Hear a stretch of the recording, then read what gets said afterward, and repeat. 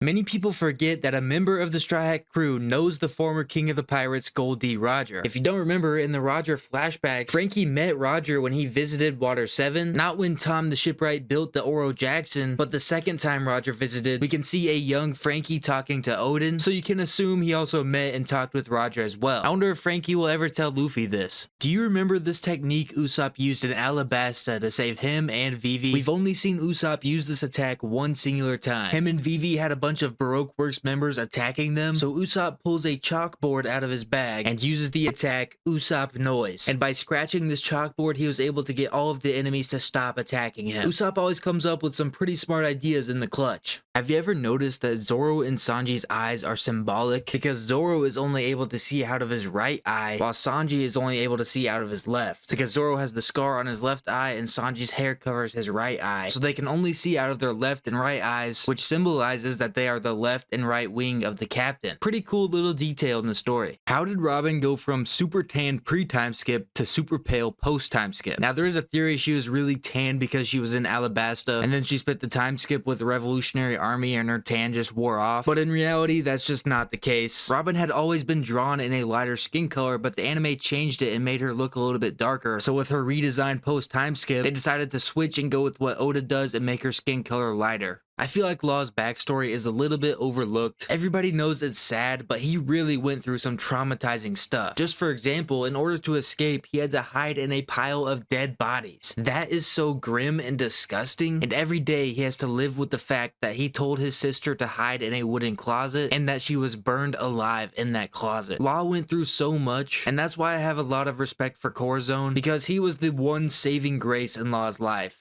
One of Zoro's funniest moments ever was actually at the very start of the series. It happens during episode 9 while the Straw Hats are in Syrup Village. Luffy, Zoro, and Nami are at a small cafe just getting a meal, and the Usopp pirates show up to confront them about Usopp. They ask them where they're hiding him, and Zoro decides to tell them that they ate Usopp, which was very funny and really scared the kids. One of my personal favorite devil fruits in One Piece is the Horo Horo no Mi. This is the Paramecia devil fruit power that we see Perona use. It's not the strongest devil fruit we've ever seen, but it is really unique. The user is able to conjure ghosts, and the best example we see is when Perona uses her negative hollows. Whenever they touch someone, they become very negative on themselves, and we see that happen with Luffy and Zoro. But Perona can also use part of her soul to make a big projection of herself as a ghost, which is pretty strong, but in her fight against Usopp, there's a pretty big weakness because while in her big ghost form, it leaves her defenseless. Every real One Piece fan is waiting for the day that Frankie and Senor Pink finally share a drink. These two guys had the utmost respect for each other, probably because they were both so hard-boiled, but Oda makes it pretty clear that if these guys weren't on opposing pirate crews, they would be best friends. I really doubt we ever see these two meet up, maybe in like a cover art or something, but I'm pretty certain Senor Pink is an Impel down, so I don't know how that would be possible. I saw a Reddit post the other day of someone saying they wish there was a spider devil fruit in One Piece, but we've already seen a spider devil fruit. And it's not Black Maria. She is a species of spider, yes, but we have seen someone else with a spider devil fruit. The person who uses this power is Onigumo, and he is a vice admiral of the Marines. His devil fruit doesn't have a specific name, but it is a Zoan devil fruit, and we see he's able to grow 3 pairs of spider-like black arms on his back. Onigumo was a part of the Buster Call in Enies Lobby as well as Marineford, so that's where we've seen this devil fruit in action, so hopefully we get to see a little bit more of how this power works in the future. Imagine if Big Mom was a Navy admiral. People forget that this almost happened. Mother Carmel, who Big Mom had been living with, had secretly been selling kids to the world government for years, and she was planning on selling Big Mom to the world government and making a lot of money. However, right before she could finish the deal, she was eaten alive by Big Mom herself. Imagine the Garp and Big Mom duo though, that would have been crazy. Is Sanji's aura still negative from Fishman Island? Because it's no secret his character is unbearable during that arc, and I feel like his character lost so much aura throughout that entire arc. Even with Whole Cake Island and Wano, I don't think he's gained it back yet, especially not after what I saw in the recent episode where bro was panting like a dog. That's just crazy, man. The 4Kids dub of One Piece made a lot of changes to make the show kid-friendly, and one of the biggest changes they made is completely removing a character. In the anime and manga, when the Straw Hats enter the Grand Line, there's a mini arc where they meet Laboon. But in the 4Kids dub, when they enter the Grand Line, there is no whale, there is no Laboon, there is no Crocus, it's just an iceberg. They completely removed Laboon from the show, most likely because his face is covered in scars and blood. blood, and his backstory is about him ramming his head into the red line over and over. So they probably didn't want to show animal violence to kids, but I don't know if removing him altogether was the correct choice. I think one of the most interesting devil fruits in One Piece is the Ishi Ishi no Mi. This is a paramecia type devil fruit that is used by Pika in Dressrosa, and this devil fruit allows him to merge and manipulate stone. But it's not a Logia, he can't create and transform stone, he's only able to use stone that is already present. For example, the Dressrosa castle is made completely out of stone, so this is like a toy box to Pika. He's able to go anywhere throughout the castle within seconds, but like we saw, it does have a big weakness. Since it's not a Logia, the user does not actually transform into stone. Instead, their body resides within the stone, so if they're facing a strong opponent, it still makes them very vulnerable. Even with the weaknesses, I still think this devil fruit is really good. In One Piece, you have the worst generation with Luffy, Law, Kid, Blackbeard, and everyone else, but there's a group of pirates that don't have a name for their generation. They're kind of right in the middle of the old and new generations, and that's pirates like Shanks, Mihawk, Doflamingo, Buggy. You could even throw Crocodile and Gecko Moria in there. All of these guys are just kind of the middle generation between the old and the new, but I think you could even say they are the original worst generation. All of these guys started right after Roger's execution, so I think that would be a fitting name for them. Do you remember the time that Robin used her devil fruit to break someone in half? This happened at the very end of Enies lobby. The Straw Hats are leaving on the Going Merry when Spondum starts yelling at them. This provokes Robin into using her devil fruit power to wrap her arms around Spondum and literally break his spine in half. This just shows you some of the gruesome things that Robin could do, but most of the time she's nice and doesn't go this far. Do you remember when Zoro completely ruined the hopes and dreams of a pirate crew? In the Return to Sabaody arc, in classic Zoro fashion, he gets lost and ends up getting on the wrong pirate ship, so he decides to just slice the ship in half. Zoro really just shattered this crew's hopes and dreams because he doesn't have any sense of direction. I feel like people forget about this moment sometimes. A devil fruit that is very underrated that no one talks about is the Kira Kira no Mi, or the Diamond fruit. This has to be the strongest defensive devil fruit in all of One Piece. In Marineford, Jozu is seen blocking a slashing attack from Mihawk, the world's strongest swordsman, without a single scratch. This devil fruit is basically just built-in stronger armament hockey, and I would assume it's pretty good offensively as well, because if you just coat your fist in diamonds, it would be pretty strong. I think this devil fruit and Jozu altogether are just underrated, and I do really hope we get to see Jozu again in the story. You guys voted that defeating Ulti was Nami's best battle feat, and I'm gonna have to disagree with you on this one. I don't even think Nami should have fought Ulti at all, and I think Oda kind of fumbled Ulti's character a little bit. He makes it so obvious that Ulti is leagues above Nami and Usopp by putting her against Luffy, Yamato, and Big Mom at different points, so for her to be defeated by Nami, who's one of the weaker Straw Hats, I think does an injustice to Ulti. I think it would have been better off having someone else fight Ulti like Brook, because even with Nami getting Zeus in this fight, it didn't prove to me that she gets any stronger at all. I just kind of feel like this fight could have been done better. I don't know. Here's a technique that we only see Luffy use 2 times throughout the story. The first time at the very beginning of the story, and the second time over 700 episodes later. This technique was used at the Baratier against Don Krieg, and Luffy calls it Gum Gum Giant Gavel. This was used to defeat Don Krieg. However, it's never seen again until episode 805. Luffy is in the middle of his battle against Cracker, and he randomly uses this move again against Cracker's biscuit soldiers. Will Luffy ever use this technique again? Is it time that we recognize Caribou as an honorary Straw Hat member, because he has been around the crew since the time skip at the Return to Sabaody and Fishman Island. He wasn't necessarily a good guy in either of those arcs, but then he returns in Wano and he's actually pretty useful in both the prison of Udon and in Onigashima when Luffy needed some food. Now he's with the crew in Egghead, and I don't think he's planning anything good, but honestly I wouldn't mind if Caribou was a member of the Grand Fleet. I think it would be good for Luffy to have a Logia Devil Fruit user in his Grand Fleet. Which devil fruit would be the best in real life? I feel like when this question is asked, there's a consensus around 3 answers. The first being the Pika Pika no Mi. You can travel around at the speed of light, so you can go visit anywhere in the world without any travel time or expenses. Another popular answer is the Ope Ope no Mi. I do think you would need some skills to get the best use out of this devil fruit, but this would definitely be great for a real life doctor to have. And then the third answer is the Hana Hana no Mi. You could multitask like a beast and be able to run a business all by yourself. But what are some other good devil fruits for real life? Let me know in the comments.